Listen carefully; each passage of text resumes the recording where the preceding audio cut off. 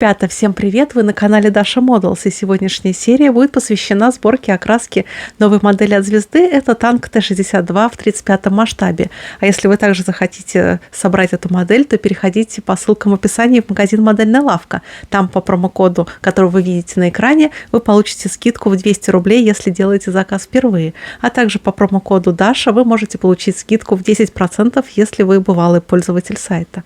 Так что давайте смотреть, что внутри коробки, а также смотрите внимательнее всю серию. Я вам расскажу, какие плюсы и минусы у данной модели и стоит ли ее вообще брать.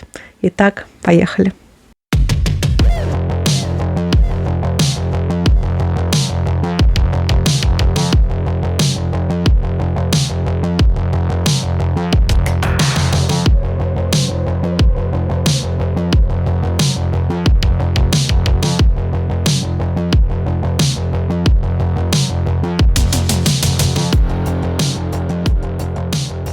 Итак, начнем с обзора коробки. И здесь бокс-арт, выполненный художником Андреем Жирновым. И он изображает, как танки преодолевают водное препятствие на специальных самоходных понтонах. Это очень интересная такая инженерная техника. Интересно, это такой просто рисунок или же все-таки намек звезды на следующую новинку? Мне бы было очень интересно собрать такой агрегат. Танк выезжает из воды, и это выглядит довольно величественно и угрожающе. Перевернем коробку. И на задней стороне коробки нас встречает модель, собственно, этого танка. Она выполнена, к сожалению, неизвестным автором, хотя мне бы было интересно посмотреть работы этого автора. Это, наверное, штатный автор звезды. Она выполнена очень натурально и реалистично. Очень красивый советский такой зеленый, уходящий в какую-то охру цвет. Мне очень нравится, как сделаны металлические детали. Они очень естественно поблескивают. Не знаю, очень реалистичная модель. И также хочу заметить, что тут такие брезентовые кожухи. И отлиты они у звезды тоже, по-видимому, очень классно. И очень реалистично смотрится. Давайте открывать коробку. Так. И здесь детали. Я хочу, наверное, начать с бумажек. Так. Вот эта схема окраски. Тут всего лишь один вариант. Хотя эти танки поставлялись и на Ближний Восток. Тот же Алжир, например. Наверное, у них была другая схема окраски. Просто зеленый и просто несколько декалей, и состоящие в основном из номеров. Вот это декаль, цифры, звездочки и пара орлов, я так понимаю. Или это веточки? Нет, это веточки. Листья. Этот танк принадлежит 4-й гвардейской танковой Кантемировской дивизии. Она базируется где-то в Подмосковье, если я не ошибаюсь, в районе Кубинки. Очень интересная, кстати, брошюра, где звезда коллаборирует вместе с музеем техники Вадима Задорожного. Это, кстати, очень красивый, интересный музей. Я там была. Видите, историческая справка, довольно богатая, интересная. А помимо всего прочего, она на 2 языках. И вам ничего не напоминает этот логотип. Так, а сборку нам предлагают начинать с башни. Кстати, тут всего лишь 24 шага, что достаточно мало. Хотя детали вот маленькие. Но их не так много, как могло бы быть. Я не знаю, мне немножко спорный момент начинать сборку с башни. То есть, получается, мы ее собрали за 6 шагов, и она у нас где-то лежит. Логичнее было бы, наверное, начать сразу с 7-8 шага, собрать корпус и ванну, ну и под конец начинать собирать башню и прямо ставить ее наверх. А то 6-й, и потом только в самый последний момент мы вспоминаем о башне. Из-за небольших минусов, мне кажется, это вот эти гусеницы, которые сделаны полунаборными. Ну, в принципе, это не так уж и плохо, это просто немножко усложнит окраску. А так мне очень даже нравится эта модель. Вот. И из минусов мне не очень нравится, что ствол орудия сделан из двух половин. То есть это будет очень явный шов, скорее всего. То есть это шпаклевка нам в помощь. И вот кожух. Да, действительно очень реалистично сделаны складки на презенте. Хотя вот эти половинки мне не очень кажутся естественными. Супер. И гусеницы. И у гусениц тоже никаких нареканий.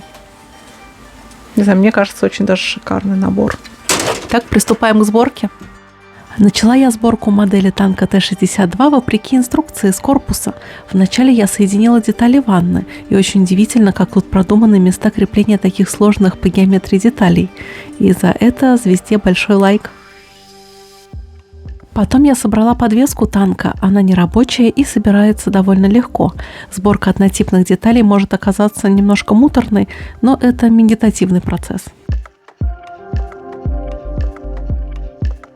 Далее я собрала катки. С ленивцами и ведущими катками проблем не было, а вот с опорными катками пришлось повозиться.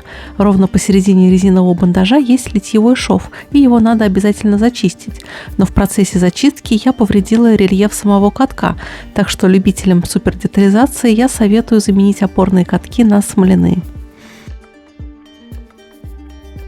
Настал черед гусениц, и они тут полунаборные. Это и хорошо, и плохо. Для новичков это, наверное, хорошо. И тут сразу идет готовый провис, с которым очень сложно ошибиться. Но красить такие гусеницы для меня немножко сложно. Тут либо надо все приклеить и красить на готовой модели, либо же красить отдельно и потом мучиться с суперклеем, что я очень не люблю. И так, чтобы облегчить себе задачу, я решила не приклеивать надгусеничные полки и окрасить гусеницы на готовой модели.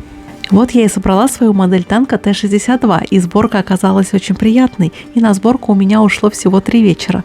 Конечно, продвинутым моделистам есть куда приложить руки, например, использовать точеный ствол или сделать из проволоки поручни. Но и у моделистов-любителей из этого набора получится вполне приличная модель танка Т-62. У меня параллельно в работе находится и танк Т-34. Если поставить эти две модели рядом, то очень хорошо становится заметно, что Т-62 это и есть Т-34 только на максималках. То есть из поколения Т-34 выжили весь максимум и получили этот танк. После обезжиривания в мыльной воде я принялась грунтовать модель, и делаю я это необычным способом, а грунтом из баллончика от фирмы Амомик. Цена на него, конечно, кусается, но и качество грунта поражает мое воображение. Ну и расход у грунта тоже велик. Я даже не знаю, насколько модели его хватит. И да, он сильно пахнет, так что я очень рекомендую использовать его либо в окрасочной камере, либо на улице. А закрепила я свою модель на магнитную держалку. Внутри танка я расположила магнит, и на самой держалке он тоже есть. Так что танк теперь отлично держится, и его удобно крутить во время окраски, не повреждая краску. И я чуть не забыла, что при использовании такого грунта есть вероятность перезалить краской модель, так что лучше его наносить издалека, примерно на расстоянии сантиметров 15 и небольшими порциями. А теперь настал черед окраски, и красить я, естественно, буду в классический защитный цвет. Тут я использую акрил от ZIP, и черный грунт хорош тем, что он практически автоматически создает тени, и яркость базовой краски я буду регулировать толщиной слоя. Но цвет мне тут не очень понравился, он как-то не совсем совпадает с тем, который я привыкла видеть на танках. И я в базовый зеленый цвет добавила немножко светло-коричневой краски и слегка прошлась им по плоскостям. Таким образом, оттенок зеленого стал более правдоподобным, а сама окраска более разнообразной. Следующее поколение советских танков – это семейство Т-64 и Т-72, и они представляют из себя совершенно другие машины. Вот так моделизм помогает, если уж не изучить историю техники, то хотя бы вдохновиться на ее изучение. А крутое видео про другую отечественную машину вы сможете найти на моем втором канале «Даша Техник», ссылочки в описании. Там я рассказываю про танк Т-55 и показываю его маневры, и показываю уникальные музейные экспонаты этого танка. И самое крутое – это кадры танка Т-55, которые захватили российские войска в Сирии у боевиков. И знаете, как этот танк попал в руки боевиков?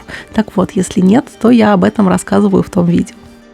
А теперь настал черед ручной работы. Мне надо окрасить гусеницы и резиновые бандажи катков. Этот процесс такой более медитативный и требует терпения.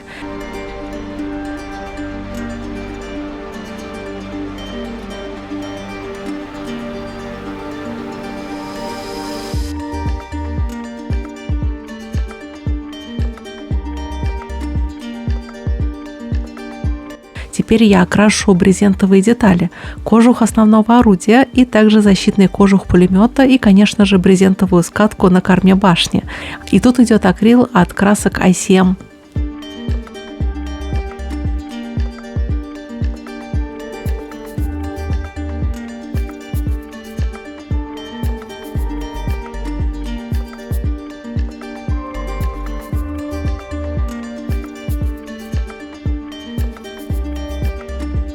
Окрашу шансовый инструмент, и тут его немного, и запасные траки.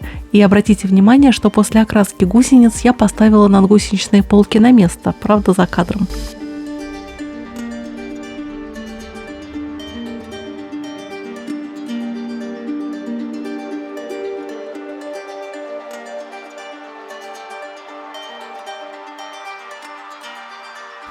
А теперь я займусь декалями. Нанесу такие декали, которые звезда рекомендует в своей инструкции.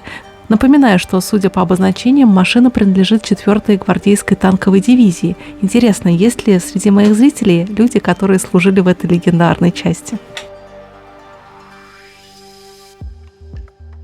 Теперь пришло время поработать маслом, и первым делом на глянцевую поверхность в углубление модели я нанесу смывку, жидкую масляную краску и подчеркну тем самым рельеф модели.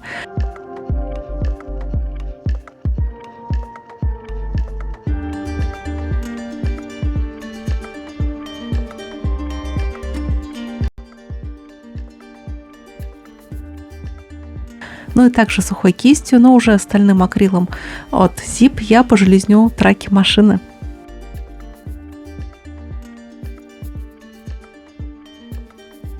А затем почти полусухой кистью болотного оттенка масляной краски я пройдусь по выступающим местам.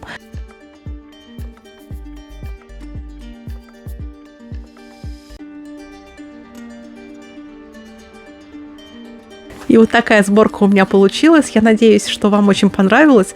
И также я хочу сказать, что эту модель я могу порекомендовать начинающим моделистам, а также и бывалым тоже, если только доработать какие-то небольшие мелочи типа точеного ствола или наборных траков, ну и также, наверное, смоляных катков. Вот.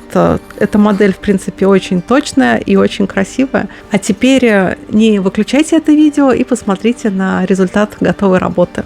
Итак, до новых встреч. Пока-пока. Да, пес?